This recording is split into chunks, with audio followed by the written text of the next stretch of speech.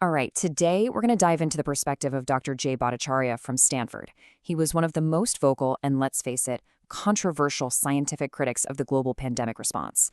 He argued against lockdowns right from the very beginning, and in this explainer, we're going to unpack exactly why. To really get his argument, you have to start with this one powerful idea. This quote. It's the key. Bhattacharya's core belief is that the entire pandemic strategy, well, it was tailor-made for a very specific group of people, those who could work from home and shield themselves from both the virus and all the economic chaos. So here's our roadmap. We'll kick things off with Bhattacharya's perspective, then we'll unpack that laptop class argument. From there, we'll explore his critique of what he calls scientism and the sunk cost fallacy. And finally, we'll look at his prescription for what science should do next. All right, Section 1, a dissident's perspective. So who exactly is this guy? Well, Dr. Bhattacharya is a professor at Stanford with both an MD and a PhD in economics. And here's the thing. He was studying infectious disease policy long before 2020 was on anyone's radar. His opposition to lockdowns started early and led to the very controversial Great Barrington Declaration. And, as he tells it, taking that stand got him basically blacklisted by the media, politicians, and a lot of his fellow scientists. Section 2, a policy for laptops. Okay, so let's dig into this term. What on earth does he mean by that? This is the key term he coined. The laptop class is pretty much what it sounds like. It's the professionals, the knowledge workers, the people who could just switch to remote work, keep their paychecks coming, and stay safe in their homes. He argues that the whole lockdown strategy was basically designed by and for this group, while pretty much ignoring everybody else. And what Bhattacharya saw was this massive, sharp divide.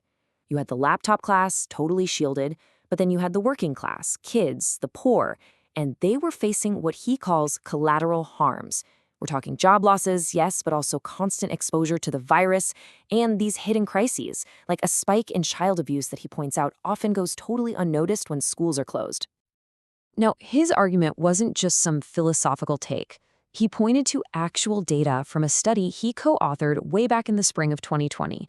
And the key number that came out of it? This one, 50 to 1.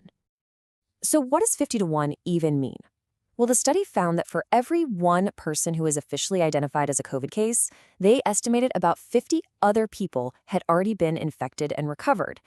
Now, the implication of that is huge. If way more people had the virus with mild or no symptoms, it meant the actual death rate was much, much lower than the scary 3 to 4% the WHO was reporting at the time. Okay, Section 3, Science versus Scientism. So if Bhattacharya's data was pointing one way, why did the whole world seem to go in the exact opposite direction? This brings us to his big critique of the scientific establishment itself. You know, he asks this fundamental question: how could this single unified consensus form so quickly when science is supposed to be all about debate and doubt? He explains this by drawing a line between real science and something he calls scientism. For Bhattacharya, true science is humble. It knows its findings are never the final word. They're always provisional. Scientism, on the other hand, just looks like science. You know, it uses the graphs, the credentials, the authority, but it presents itself as absolute, undeniable truth. It's missing that self-correction mechanism that actually makes science so powerful. And he argues this is pretty much how scientism took over. First, you have terrified politicians who elevate a few scientific gurus who give them a single confident answer. Then the politicians can just turn around and say they're following the science, and at the same time, any scientists who disagree, guys like him, get shut out and censored. So that brings us to Section 4, the sunk cost fallacy. But why did the lockdowns keep going? According to Bhattacharya, by the summer of 2020, it was pretty clear they hadn't stopped the spread of the virus, and yet the policies just continued. He traces the momentum right back to the beginning. China locks down and declares victory. The WHO goes there, is apparently convinced, and recommends the model to the rest of the world. Then the West copies it, creating this whole narrative of common sacrifice. So by summer, when the virus is still spreading anyway, leaders just couldn't admit that all that sacrifice might have been for nothing. They had to double down. And to explain this inability to change course, Bhattacharya makes this really dark, really powerful comparison to World War I. You know, once the losses start mounting, it becomes impossible to stop. He argues that after society went through all the pain of the lockdowns, Admitting it was a mistake became psychologically and politically just unbearable. And this is a classic psychological trap, the sunk cost fallacy. It's the reason you might sit through a terrible movie just because you already paid for the ticket. Well, Bhattacharya argues that the entire world did that, but on a global scale. The immense cost of the lockdowns, all the social sacrifice, made it impossible for leaders to pivot, even when the strategy clearly wasn't working. Okay, Section 5, a prescription for science. So, after this incredibly deep critique, where does Bhattacharya think we should go from here? This brings us to his vision for the future. First things first, he argues our entire focus is wrong. Instead of trying to perfect lockdown plans for the next pandemic, we should be addressing the chronic diseases, things like obesity and diabetes that made so many people so vulnerable in the first place.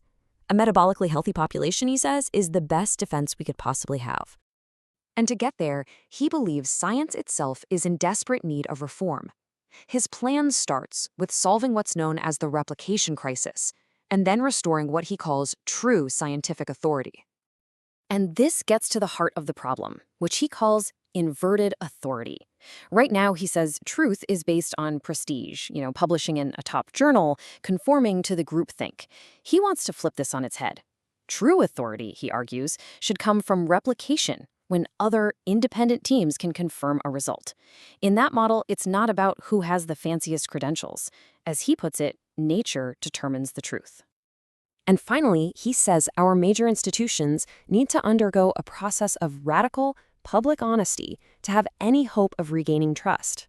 He suggests that governments and the WHO should hold something called a morbidity and mortality conference. It's what hospitals do when doctors get together to openly discuss fatal errors.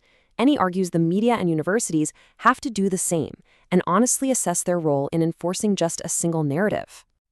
So ultimately, Bhattacharya's diagnosis is that a huge policy failure was made possible by a much deeper institutional rot.